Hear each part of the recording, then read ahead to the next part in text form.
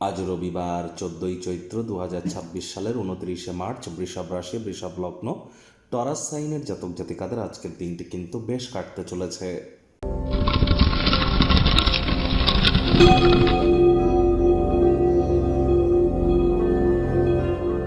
ভিডিওটির শুরুতে আপনারা স্ক্রিনে দেখতে পাচ্ছেন ভগবান হরি বিষ্ণুর একটি মন্ত্র, ওম নমো ভগবতে বাসুদেবায় নমঃ।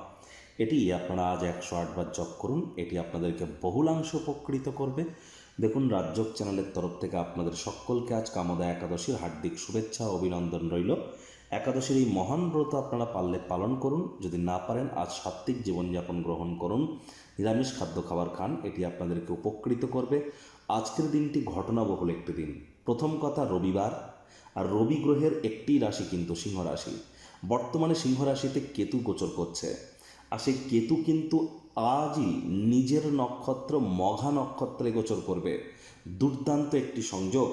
আর কেতু নিজের নক্ষত্র মঘা নক্ষত্রে গোচর করলেও মঘা নক্ষত্রের সিম্বল কিন্তু একটি সিংহাসন, যা সূর্যকেই কিন্তু নির্দেশ করে। তাহলে আজ আপনারা অবশ্যই, যারা এখনও পর্যন্ত আমাদের চ্যানেলে আপলোড করা মান্থলি রাশিফল এপ্রিল মাস আপনাদের কেমন যাবে এখনও দেখেননি, সময় সুযোগ বুঝে দেখে শুনে নিন। কারণ এপ্রিল মাসে কিন্তু বাংলার শুভ নববর্ষ, অক্ষয় তৃতীয়া আমরা পরিলক্ষিত করব। একই সাথে কিন্তু কেতু নিজের নক্ষত্রে গোচর করতে চলেছে। অঙ্গারক যোগ থেকে আমরা মুক্তি পাব, জড়ত্ব যোগ থেকে আমরা মুক্তি পাব। শুক্র স্বগৃহে বিরাজমান হতে চলেছে, বুধাদিত্য যোগ তৈরি হতে চলেছে। বৃহস্পতি বুধ দুটো গ্রহই কিন্তু মার্গী হয়েছে। সুতরাং মাসিক রাশিফল, মান্থলি রাশিফল যারা এখনও শোনেননি এপ্রিল মাস কেমন কাটবে, ইমিডিয়েট শুনে নিন। ভাগ্য মিটার আজ আপনাদের বলছে 7.7 আউট অফ 10। ভাগ্য আপনাদের অনুকূলেই থাকবে। কর্মজাগতিক ক্ষেত্রে আপনাদেরকে একটু সাবধানতা অবলম্বন করেই চলতে হবে।